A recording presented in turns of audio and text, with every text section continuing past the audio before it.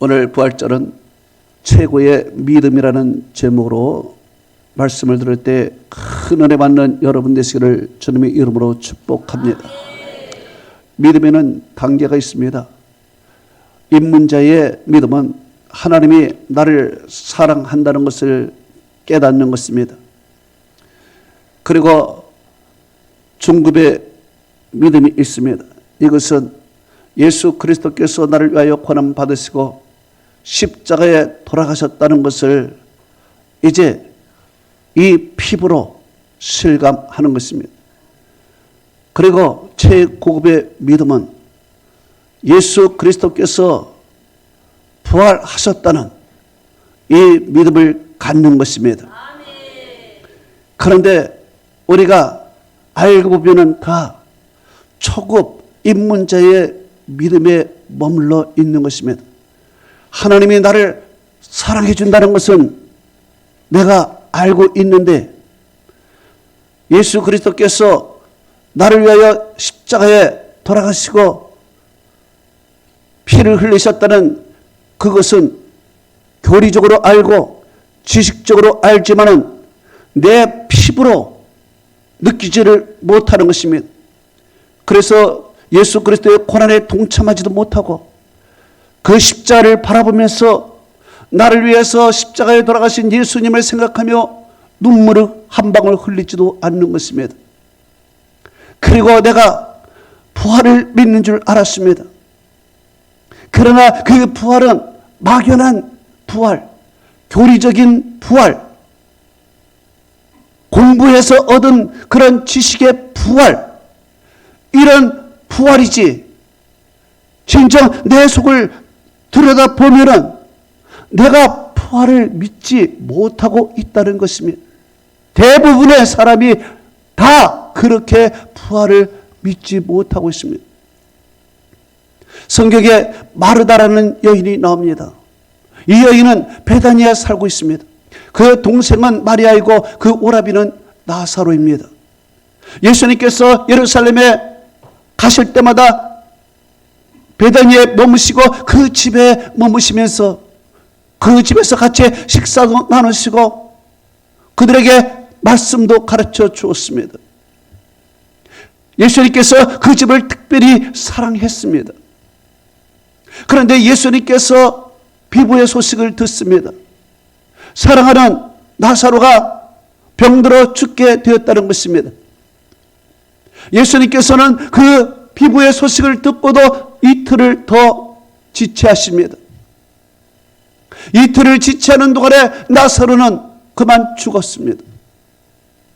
예수님께서는 그때서야 자리에서 일어나 나사로의 집에 가게 되는 것입니다. 나사로의 집에 도착했을 때 그 누이 마르다가 예수님을 보고 달려와서 예수님 왜 이제 오십니까? 예수님께서 여기 계셨더라면 내 오라비가 죽지 아니했을 것입니다 하면서 울면서 통곡했습니다. 그리고 그는 얘기했습니다. 지금이라도 하나님께 기도하십시오. 그러면 하나님이 우리에게 은혜와 축복을 주실 걸로 저는 확신합니다 라고 마르다가 예수님께 부탁을 했습니다. 그때 예수님께서 마르다에게 이렇게 말했습니다. 네 오라비가 다시 살아나리라. 이 말을 듣고 마르다는 이야기를 했습니다. 예, 마지막 날 심판날에 부활 때에 다시 살아날 줄 내가 아나이다 그랬습니다. 믿나이가 아니다 아나이다 그랬습니다. 예수님께서는 영원히 살 것을 말씀했습니다. 영원히 살 것을. 그런데 내가 아나이다. 믿는 것이 아니라 지식적으로 알고 있다는 것입니다. 막연하게 먼 훗날 심판 때 부활 때에 마지막 날에 모두가 다 사는 그때에 살아날 것을 내가 알고 있습니다 라고 이야기했습니다. 예수님께서 그 말을 자세히 보니까 이것은 믿음이 아니었습니다. 아니었습니다. 그래서 예수님께서 그 마르다에게 이야기를 했습니다. 요한복음 11장 25절에서 26절에 말씀했습니다. 나는 부활이요 생명이니 나를 믿는 자는 죽어도 살겠고 무릇 살아서 나를 믿는 자는 영원히 죽지 아니하리니 이것을 네가 믿느냐? 예수님께서 말씀하신 거예요. 네가 믿느냐? 영원히 사는 것, 영생하는 것을 주님이 말씀하시면서 네가 믿느냐? 그런데 그 영생의 시점이 마르다가 말하는 무언 훗날 마지막 날이 아니라 그 시점이 바로 이 시간, 지금, right now 여기에서부터 시작이 된다는 것입니다. 지금 이 시작점 여기서부터 너는 영원히 산다, 죽지 않는다, 죽지 않는다는 거예요. 이것을 네가 믿느냐는 것입니다. 참으로 어려운 것입니다. 예수님께서 말씀하신 부활이라는 것은 교리적이고 지식적으로 배운 것이 아니라 바로 내 현재 이 삶 속에서 내 고통 가운데 지금부터 시작해서 너는 영원히 죽지 않는다, 이것을 네가 믿느냐 이거예요. 그러면 예수님께서 우리의 육체적인 죽음, 이 육체적인 죽음을 어떻게 보시느냐 이거예요. 우리는 육체적인 죽음은 끝이라고 말합니다. 그러나 예수님께서는 이 육체적인 죽음은 단지 잠자는 것이라 말하고 있습니다. 예수님께서 죽은 나사로를 아시고 이렇게 말씀했습니다. 요한복음 11장 11절에 우리 친구 나사로가 잠들었도다. 그러나 내가 깨우러 가노라 그랬습니다. 나사로가 죽었는데 예수님께서는 그것을 잠들었도다, 내가 깨우러 가노라 그랬습니다. 우리는 죽은 것이지 그것이 어떻게 잠들었냐 이거죠. 여러분, 우리가 잠들었습니다. 그런데 움직이지 않고 가만히 있습니다. 가만히 있으면 이 사람이 죽은 겁니까? 살아있는 거예요. 가만히 있어도. 예수님께서는 죽은 자를 보기에 그것을 죽은 것이 아니라는 거예요. 산 자라는 것입니다.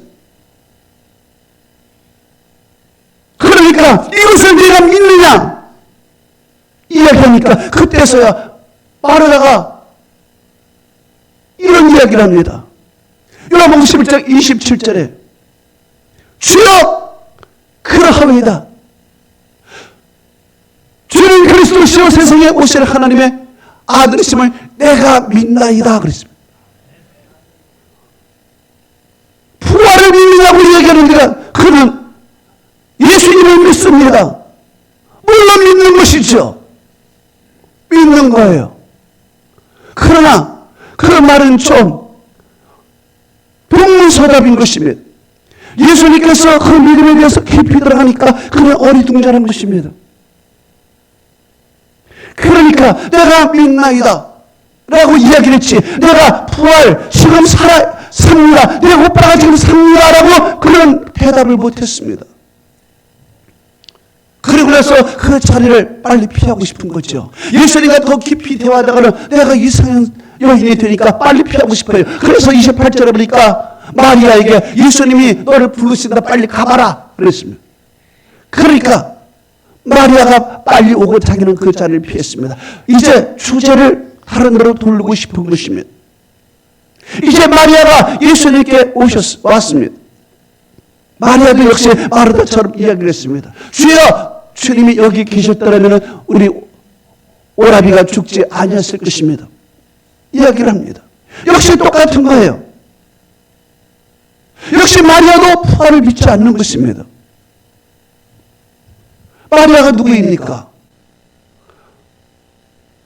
예수님께서 그 집에 방문했을 때 마르다는 부엌에서 열심히 음식을 준비했지만 마리아는 예수님의 그 발꿈치에서 하나님의 말씀, 예수님의 말씀을 직접 들었습니다. 그러니까 예수님으로부터 성경 공부, 성경 레슨을 직접 받은 사람인 것입니다. 직접 성경 공부를 한 사람조차도 이 부활에 대해서 깊이 들어가 보니까 믿지 않는 거예요. 막연한 것입니다. 마지막 날, 심판날에 언젠가 교리적으로, 지식적으로 믿는 부활인 것입니다. 그러니까 예수님께서 더 이상 여기에 대해서 이야기할 수가 없는 것입니다. 그리고 예수님께서는 이제 나사렛 무덤으로 직접 가십니다. 보여주는 것입니다. 나사렛 무덤으로 직접 가서 사람들이 모인 가운데 말했습니다. 돌을 옮겨 놓아라. 유대인의 장례식은요, 바위 속에 굴을 파가지고 거기 씻어 넣고, 그리고 무거운 바위로 입구를 막습니다. 동물이 들어가지 못하고, 그리고 시신을 훔쳐가지 못하도록 딱 동굴을 막습니다. 그러니까 예수님께서 돌을 옮겨 놓으라 하니까 이건 보통 큰일 아닙니다. 그 무거운 돌을 또 어떻게 옮겨 놓을까요? 사람들이 웅성웅성합니다. 아, 예수님이 제정신이 아니다. 웅성웅성하니까 마르다가 나섭니다. 주여, 죽은 지가 나흘이 되었습니다. 냄새가 납니다. 이야기를 했습니다. 이 말이 무슨 말입니까? 주여, 그만 멈추세요. 이제 제발 여기서 멈추세요. 더 이상 가다가는 이상한 사람 됩니다. 멈추세요. 예수님을 말렸습니다. 그때 예수님께서 마르다의 눈을 똑바로 쳐다보면서 이야기했겠지요. 요한복음 11장 40절에 내 말이 네가 믿으면 하나님의 영광을 보리라 하지 아니하였느냐. 내 말이 왜 믿지 못하느냐. 네가 믿으면 하나님의 영광을 보리라 그랬는데 왜 못 믿어? 그리고 예수님께서 계속해서 돌을 옮겨 놓으라고 말씀했습니다. 그러니까 돌을 옮겼습니다. 돌을 옮기고 나서 예수님께서 하나님께 기도하고 났습니다. 기도하고 나서 무덤을 향하여 성경이 말합니다. 큰 소리로 나사로를 불렀습니다. 나사로야, 나오라! 큰 소리로 불렀습니다. 여러분, 큰 소리를 부를 때 큰 소리로 아멘 좀 하십시오. 어? 나사로야, 나오라! 그랬더니 어떤 일이 일어납니까? 성경이 이렇게 말하고 있습니다. 요한복음 11장 44절에 죽은 자가 수족을 배로 동인 채로 나오는데 그 얼굴은 수건에 쌓였더라. 예수께서 이르시되 풀어놓아 다니게 하라 그랬습니다. 할렐루야. 놀라운 일이었습니다. 기적이 일어났습니다. 그렇게 오랜 시간 마르다와 마리아가 예수님의 말씀을 듣고 교제를 가졌건만 막상 이 부활의 믿음, 이 최고 수준의 믿음에까지 올라가지 못했습니다. 왜? 현실 때문에 그래요. 현실에 죽음을 눈에 보았기 때문에 그렇습니다. 오빠가 지금 죽은 것을 내가 분명히 보았습니다. 그리고 동굴에 들어가 시신이 안치된 것을 보았습니다. 시신의 냄새가 나는 것을 내가 느끼고 있습니다. 이런 현실적인 일 속에서 내가 어떻게 지금 부활을, 현재적인 이 부활을 믿을 수가 있느냐 말이에요. 단지 지식적이요, 교리적이요, 상식적으로 뭘 혼나 언젠가 이런 것이지, 지금 이 냄새가 나는 시신이 다시 살아난다, 지금 이 경험으로 인하여 그는 믿을 수가 없는 것입니다. 인간의 이성이 그의 믿음을 가로막는 것입니다. 인간의 과학적 사고방식에 그의 믿음을 가로막는 것입니다. 상식적인 것이 가로막는 것입니다. 어째 분명히 내 현실에 이런 경험을 하고 있는데 이런 일이 있을 수가 있는가 말이에요. 이해가 안 되는 것입니다. 그리고서 믿는다고 얘기하는 것입니다. 여러분, 우리는 진정 예수 그리스도의 부활을 여러분이 믿고 있습니까? 정말 내가 오늘 죽어도 이것은 죽는 것이 아니라 내가 잠시 자는 것이다. 잠시 자는 동안 주님께서 내 영혼에 새 옷을 입혀 주어서 내일 아침에 깨면은 내가 하나님의 나라요, 내가 영원한 생명을 살고 있다고 내가 믿습니까? 내 이 고통, 내 이 아픔, 주님이 다 씻겨주시고 눈물도 없고 슬픔도 없는 그곳에서 영원히 주님과 함께 지금 이 시간부터 살고 있다고 여러분은 믿습니까? 우리는 그저 막연한 뭔 훗날로 얘기했지만 아니에요. 현재적이에요. 하나님의 나라는 현재적이요, 주님의 치료는 현재적이요, 지금 살아나는 것도 지금 현재적이요, 지금부터 하라는 거예요. 할렐루야. 그러니까 제자들은 어떤 믿음이었습니까? 제자들도 똑같이 마르다와 마리아와 같은 믿음이었습니다. 예수님을 그렇게 오래 따랐던 그들에게도 진짜 부활을 믿느냐? 부활을 믿지 않았다는 것입니다. 오늘 성경은 이렇게 얘기하고 있습니다. 마가복음 16장 11절에 듣고도 믿지 아니하니라, 13절에 역시 믿지 아니하더라 그랬습니다. 제자들에게 듣고도 믿지 않고 에이 설마 역시 믿지 않다는 것입니다. 우리는 생각하고 있습니다. 에이 설마 그러겠어? 그래도 제자들인데 3년 동안이나 예수님을 따라다니면서 기적을 보고 죽은 자를 살리는 것을 다 보고 예수님의 말씀을 3년 동안 들은 사람인데 그 믿음이 이겠어? 아이 그럴 리가 없어 라고 이야기했지만 성경은 분명히 얘기합니다. 듣고도 믿지 아니하니라, 역시 믿지 아니하니라. 에휴, 집사님이 그 정도겠어? 권사님이 설마, 장로님이 설마, 목사님이 설마 그런 믿음이 없겠어? 라고 얘기했지만 믿음이 없다는 거예요. 목사님이라고 다 믿음 있나? 신학자라고 다 믿음 있나? 그들도 부활을 믿지 못해서 횡설수설하는 것입니다. 그래서 교인들을 현혹시키는 것입니다. 막달라 마리아가 예수님의 부활을 처음으로 목격하고 제자들에게 날려갔습니다. 제자들에게 날려가서 내가 예수님 살아계심을 보았다고 증거를 했습니다. 그렇지만 그들은 듣고도 믿지 아니하니라. 예수님께서 엠마오로 가던 두 제자에게 나타나서 그 부활의 몸을 보여주었습니다. 그 두 제자가 예루살렘에 뛰어가서 제자들에게 말했습니다. 내가 예수를 보았다. 부활하신 예수를 보았다. 그래서 성경은 역시나 믿지 아니하더라. 여러분, 믿는 자는 어땠을까요? 그들도 처음부터 믿은 것이 아닙니다. 보았기 때문에 믿은 거예요. 보았기 때문에 믿은 것입니다. 느꼈기 때문에, 체험했기 때문에 믿은 것입니다. 우리가 보면은요, 체험 없는 사람, 영적인 어떤 체험이 없는 그 사람, 그냥 말씀만 듣고 주일만 지키는 그 사람에게 믿음을 보면은 믿음이 미지근합니다. 화끈하지가 않아. 그러나 체험한 사람, 꿈이라도 뭘 본 사람, 환상이라도 뭘 본 사람, 기적을 체험한 사람 보면 믿음이 너무 확실해버려. 화끈해버려. 화끈. 완전히 달라버려요. 그러기에 도마가 나타났습니다. 도마가 나타나서 내가 보지 않고는 못 믿겠다고 그랬습니다.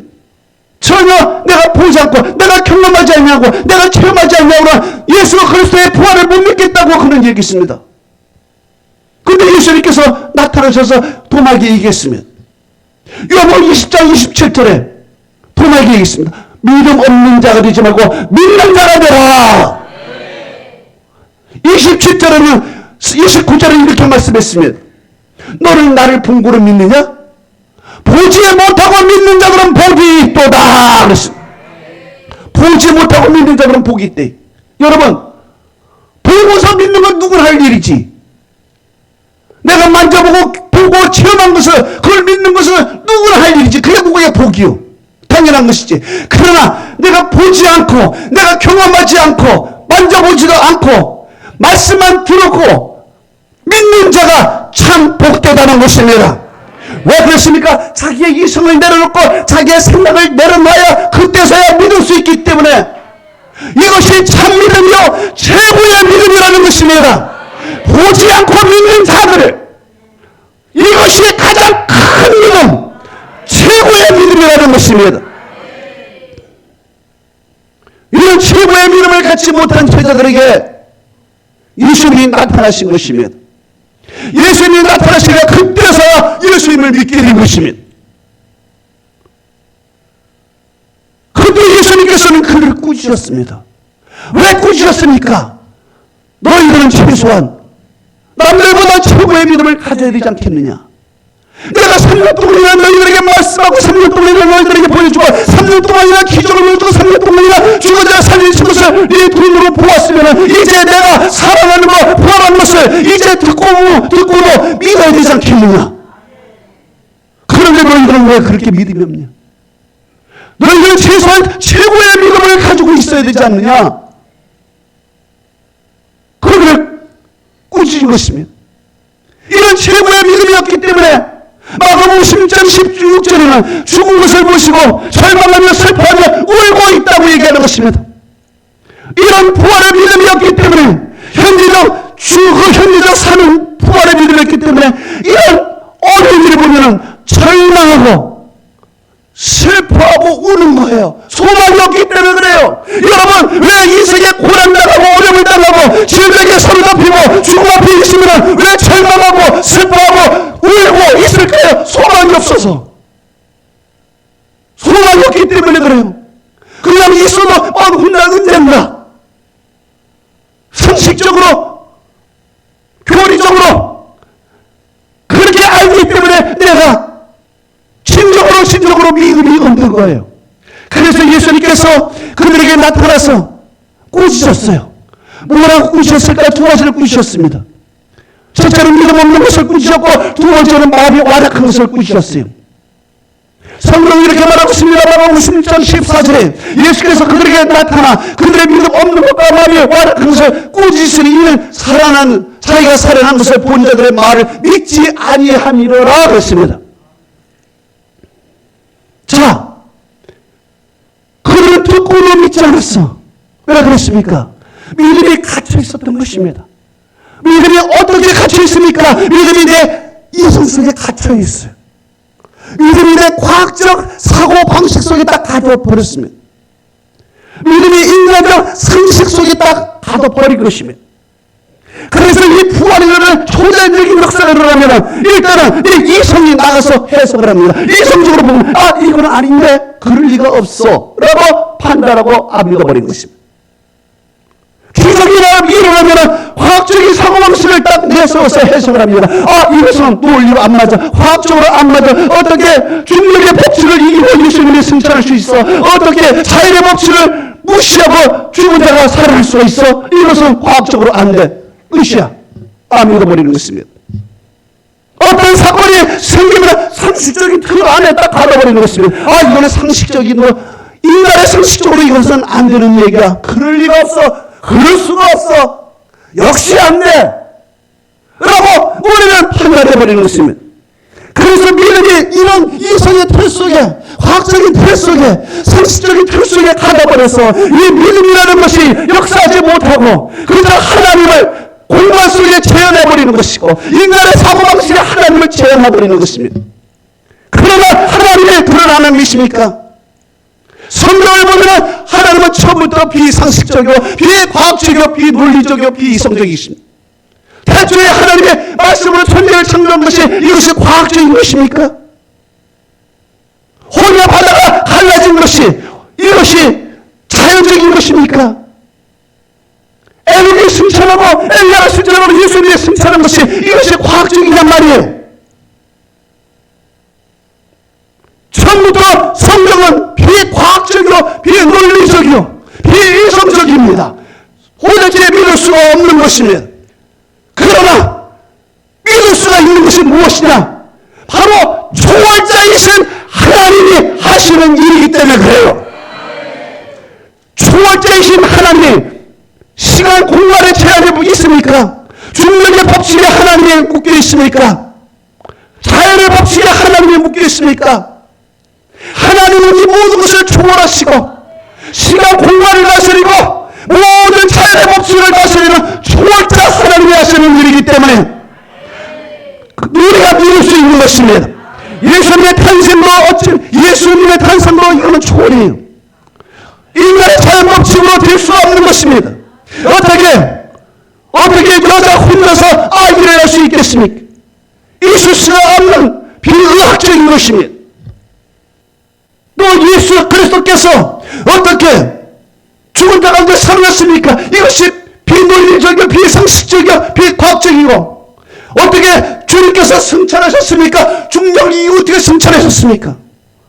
있을 수가 없는 일이에요. 그러나 그 일을 누가 하셨으나 초월하신 하나님이 하신 것입니다. 왜 초월하신 하나님을 이렇게 내 상식 속에 가둬버리는 것입니까? 그래서 믿지를 못하는 것이. 두 번째, 예수님께서 꾸짖으신 것은 마음이 완악한 것을 꾸짖었습니다. 마음이 완악하다는 것은 마음이 굳어버렸다는 것입니다. 성경에 보니까 밭이 있습니다. 옥토가 있고 길가가 있고 가시밭길이 있고 돌바짝길이 있습니다. 복음을 뿌렸지만 열매 맺는 거 없고, 그것은 옥토입니다. 뿌리 열고 열매를 맺힌 옥토예요. 그러나 돌짝 같은 것, 길가 같은 것, 마음이 굳어지는 것은요, 뿌리를 내리지 못하고 열매를 맺지 못하는 것입니다. 바로 제자들의 마음이 굳어져 버린 것이며, 환난을 당하니까 마음이 닫혀버린 것이며, 어려움을 당하니까 마음이 닫혀버린 것입니다. 고난을 보니까 마음이 닫혀버린 것입니다. 씨앗이 들어가려고 뿌리가 들어가려고 닫아버린 것입니다. 십자가를 보니까 마음이 닫혀버린 것입니다. 이 닫혀진 상태에서 하나님의 말씀이 들어오지 못하고 뿌리를 내리지 못하는 것입니다. 그게 완악이요, 그게 강박한 것입니다. 그렇기 때문에 이 닫혀진 이 마음을 열어야 되는 것입니다. 성경은 네 마음을 기경하라 그랬습니다. 호세아서 10장 12절의 말씀에 보면 네 묵은 땅을 기경하라 그랬습니다. 우리의 마음을 기경하고 성령의 담비로 우리의 마음을 기경할 때 우리의 마음이 열리게 되고, 하나님의 말씀이 들어가 뿌리를 내리고 열매를 맺고, 그리고 마침내 우리는 최고의 믿음의 단계로 들어갈 수 있는 것입니다. 마지막으로 주님께서는 우리에게 부탁한 말씀이 있습니다. 마가복음 16장 15절에 너희는 온천에 다니며 만민에게 복음을 전파하라고 그랬습니다. 이제 이 부활을 본 자들이 해야 할 일이 하나가 있습니다. 그것은 온천에 다니며 만민에게 복음을 전파하는 것입니다. 왜 그렇습니까? 온천에는 죽음의 그늘 속에 갇혀있기 때문에 그렇습니다. 사단의 어려움 속에 사단의 중독 타고 있기 때문에 그렇습니다. 모든 사람은 지옥으로 가는 행렬 속에 다 있기 때문에 그렇습니다. 이 세상 소망이 없습니다. 부활이 없는 곳에는 소망이 없어요. 그렇기 때문에 너희들은 이제 부활을 목격하고 예수 그리스도를 믿는 너희들은 이 세상에 나가서 어둠을 밝혀주어라. 죽음의 사슬에 있는 죽음의 사슬을 끌어주어라. 이제 나가서 너희들의 소망의 메시지를 전파하라. 그래서 그들에게도 부활의 은총을 베풀어 주어라. 할렐루야. 결론을 맺습니다. 예수 그리스도는 다시 사셨습니다. 현재적 부활인 것입니다. 먼 훗날 언젠가 아니라 지금 이 시간, right now, 지금 이 시간에 나는 영원히 영생하는 것입니다. 우리에게는 죽음도 없는 것입니다. 고통도 사라지는 것이고 슬픔도 사라지는 것입니다. 예수 그리스도께서 십자가에 그 고통과 질병과 사망의 권세를 다 짊어지고 십자가에 올라가셔서 그것을 다 제거시켜버렸습니다. 우리의 죄를 그에게 담당시키셨도다. 이제는 우리는 나음을 입었습니다. 우리는 나음을 입어서 이제는 이 육체, 이 헐거빠진 이 육체, 하나님께서는 너희에게 새로운 우체를 입어주시는, 하나님께서 여러분에게 영생의 축복을 주시는 것입니다. 할렐루야. 하루의 축복이 여러분에게 함께하기를 축원합니다.